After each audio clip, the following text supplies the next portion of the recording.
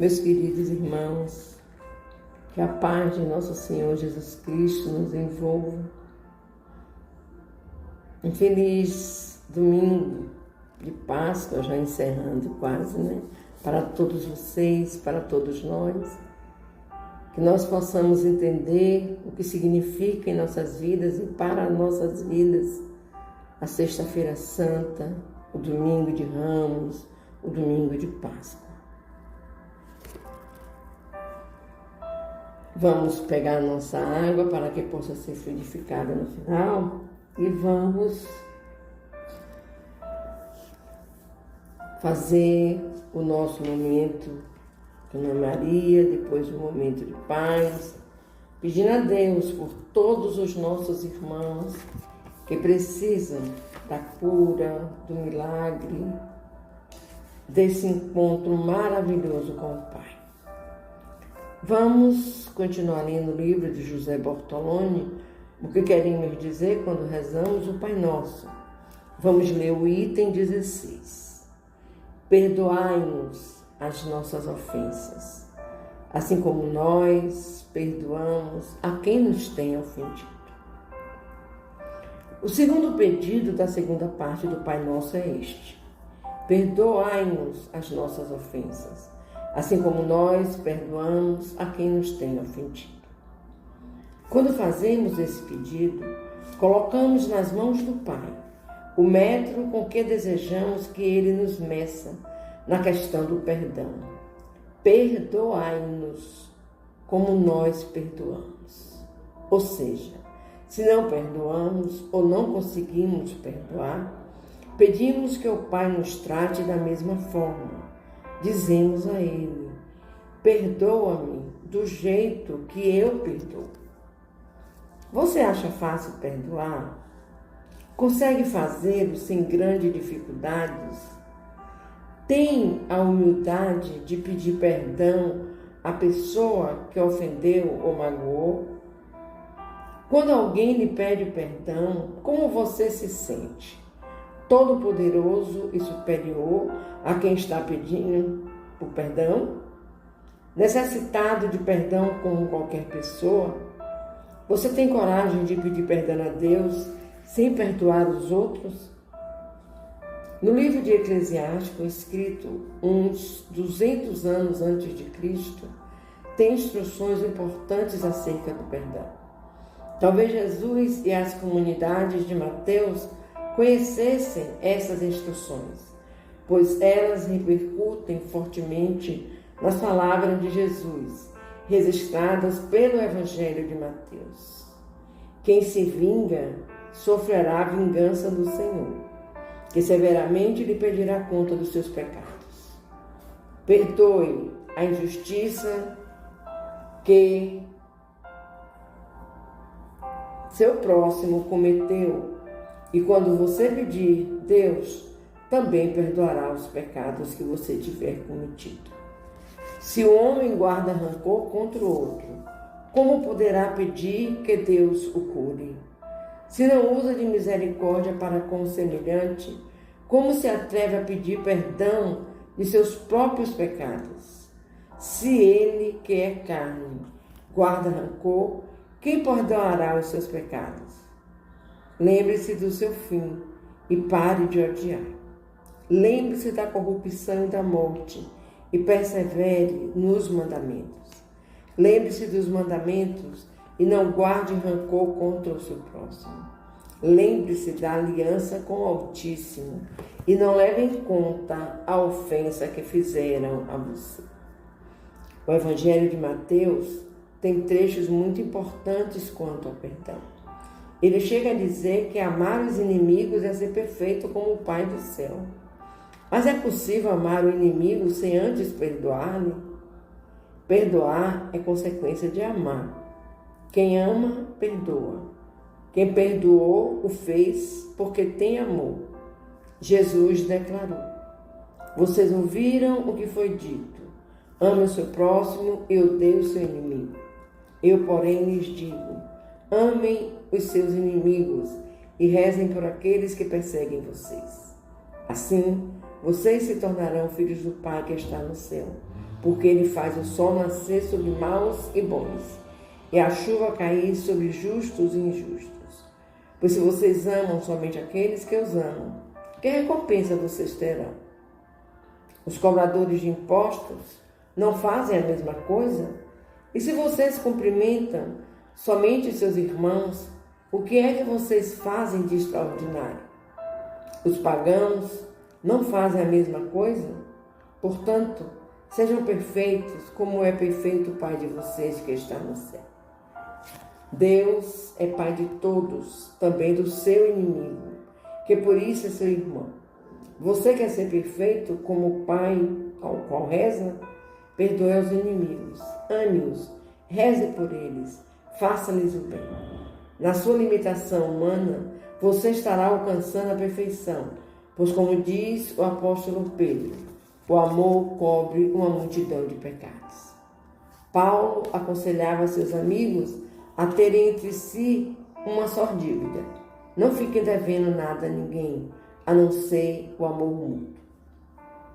O amor aos inimigos, fruto do perdão, é a maior contribuição que o cristianismo deu à humanidade. O primeiro a fazer isso foi Jesus. Pai, perdoai-lhes. Eles não sabem o que estão fazendo. Depois dele, muitos outros. Estevão pediu perdão por seus assassinos. Senhor, não os condenes por este pecado. Paulo também conseguiu perdoar seus inimigos. Todos me abandonaram. Que Deus não ponha isso na conta deles. Será que você, eu, nós, conseguiremos fazer o mesmo? O Evangelho de Mateus dedicou todo o capítulo 18 no aprofundamento desse pedido. Perdoai-nos as nossas ofensas, assim como nós perdoamos a quem nos tenha ofendido. Aí somos provocados a ser criativos na recuperação da pessoa que errou. A parábola do grande devedor e do pequeno devedor diante do rei é o retrato de nossas relações com Deus e com as pessoas. Nossa dívida para com Deus é impagável. Ao passo, 10.000 talentos. Ao passo que as dívidas que temos entre nós são poucas, coisa, 100 moedas. Deus está disposto a nos perdoar a dívida impagável, desde que consigamos perdoar nossas mútuas pequenas dívidas. Jesus nos ensina a perdoar 70 vezes 7, ou seja, sempre. Mas a medida do perdão está em nossas mãos e corajosamente colocamos essa medida nas mãos do Pai. O que acontecerá se Ele nos levar a sério? É por isso que, como irmãos, ousamos dizer: perdoai-nos as nossas ofensas, assim como nós perdoamos a quem nos tenha ofendido. Meus irmãos queridos, mais uma lição sobre o Pai Nosso. Mais uma forma de estarmos presentes na vida de cada irmão, a pedir ao Pai: Senhor, perdoa-nos, assim como nós perdoaremos aos nossos ofensores. E vamos juntos fazermos a oração de Mãe Maria. Ave Maria, cheia de graça, o Senhor é convosco. Bendita sois vós entre as mulheres, bendito é o fruto do teu ventre, Jesus. Santa Maria, Mãe de Jesus, rogai por nós, pecadores, Mãe amada, agora e na hora do nosso desenlace, que assim seja. E assim, meus queridos irmãos,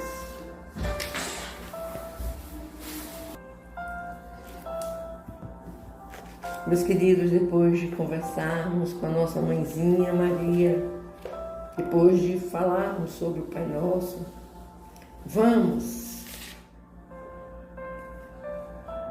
iniciar o nosso momento de paz, pedindo ao Pai: Senhor, cuida de todos nós, de todas as dores, de todos os sofrimentos. E vamos dar continuidade à leitura do livro O Céu e o Inferno de Allan Kardec. Hoje iremos ler o item 5.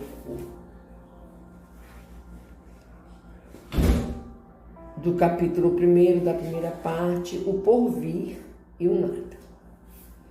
Há uma doutrina que se defende da peste de materialista, porque admite a existência de um princípio inteligente, fonte da matéria. É a da absorção do todo universal. Segundo esta doutrina, cada indivíduo assimila, ao nascer, uma parcela desse princípio que constitui sua alma e dá-lhe vida, inteligência e sentimento.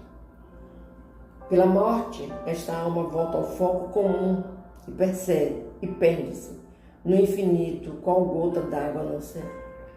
Incontestavelmente, esta doutrina é um passo adiantado sobre o puro materialismo, visto como admite alguma coisa, quando este nada admite.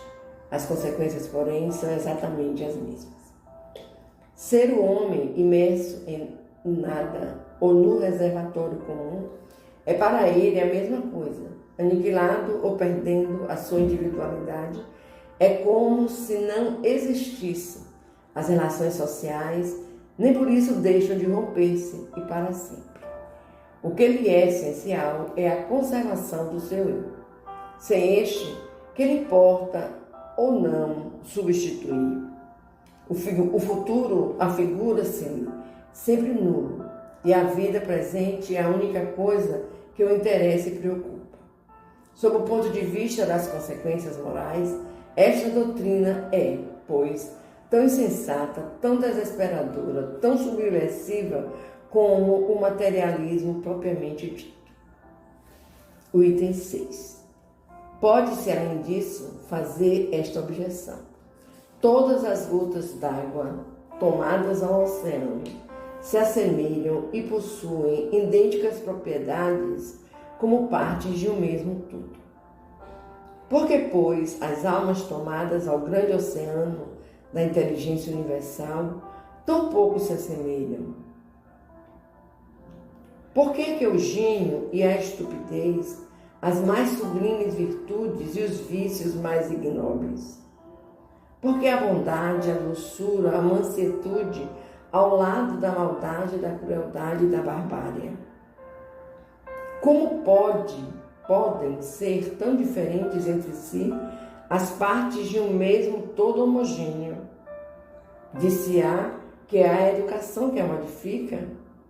Nesse caso, de onde vêm as qualidades inatas, as inteligências precoces, os bons e maus instintos independentes de toda a educação e tantas vezes em desarmonia com o meio no qual se desenvolvem?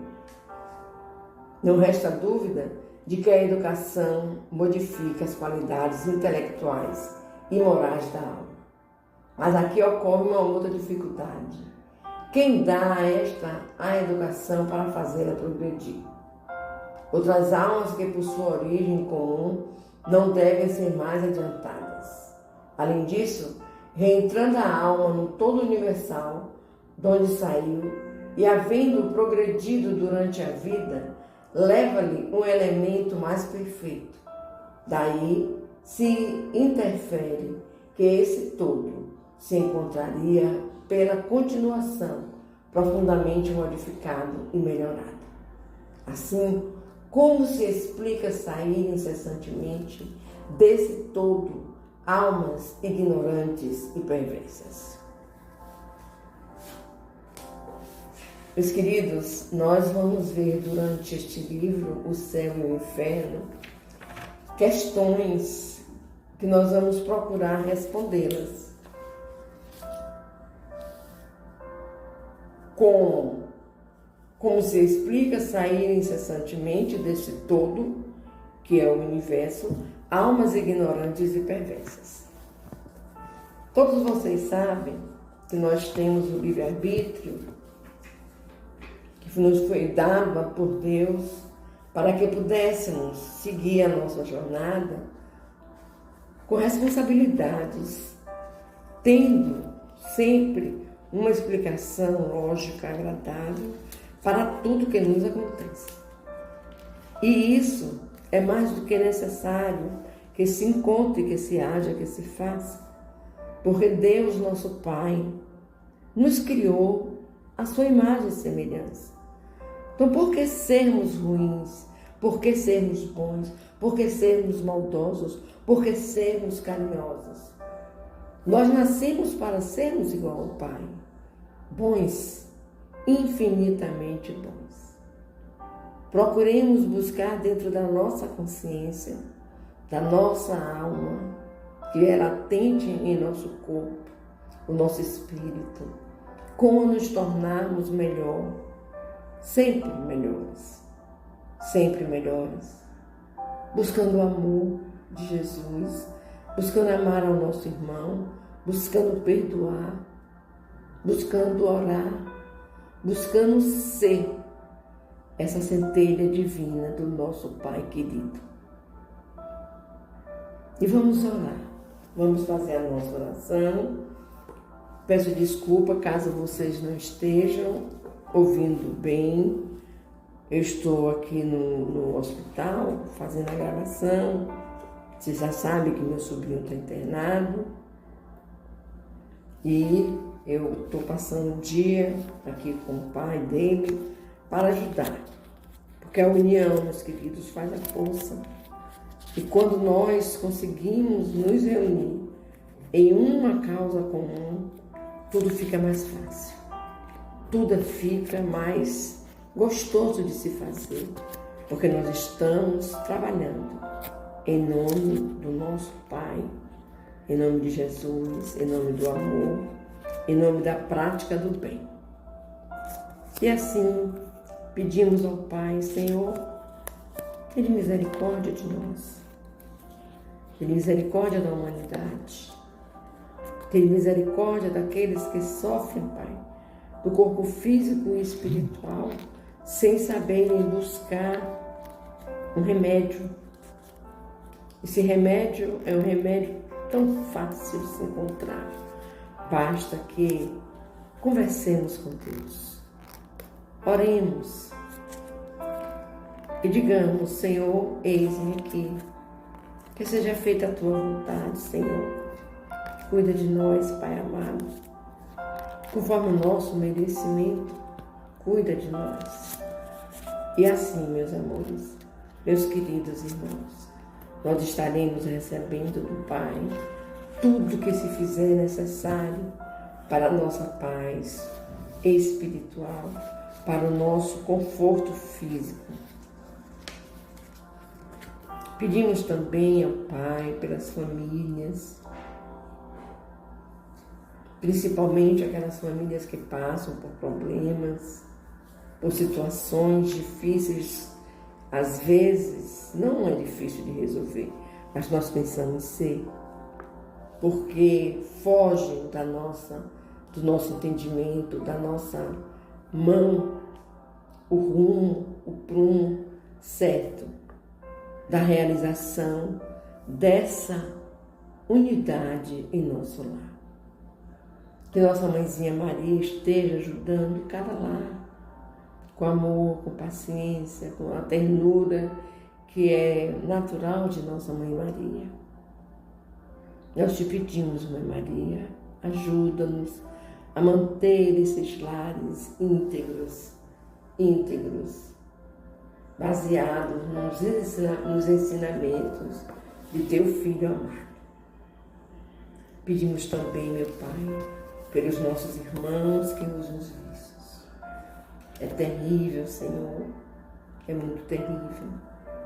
Mas nós confiamos em Ti, confiamos a Ti, todos eles. E sabemos que em um determinado momento, Pai, tudo terá um fim. Tudo terá um fim. E que nada acontece por acaso. Às vezes acontece para que aprendamos mais, para que confiemos mais e para que saibamos dizer obrigado, Senhor. Obrigado, Senhor. Obrigado, Senhor. Vamos fechar os nossos olhos, visualizarmos a presença amorosa de Jesus e fazermos a oração que Ele nos ensinou para que conversássemos com o nosso amado Deus, pedindo a espiritualidade amiga que venha fluidificar as nossas almas, colocando nelas o remédio necessário para a nossa paz, para a nossa saúde física e espiritual. Fluidifica, queridos amigos, todas as águas que entrarem nesse quarto e nos quartos de todos os pacientes que se encontram doentados. Louvado seja tu, Jesus Cristo, para sempre seja louvado. Pai nosso que estás nos céus, santificado seja o teu nome de amor, venha a nós o teu reino, seja feita a tua vontade, assim na terra como nos céus. O pão nosso de cada dia nos dai hoje e sempre. Perdoa, Pai querido, as nossas ofensas, assim como nós perdoamos a quem nos tenha ofendido. Não nos deixeis cair em novas perturbações, mas livra-nos, Senhor, de todo mal, de todo empecilho de fé, de amor, de oração, de perdão, de continuidade. Pois teu é o poder, o reino, a honra e a glória, Pai, hoje, amanhã e por toda a eternidade. Que assim seja.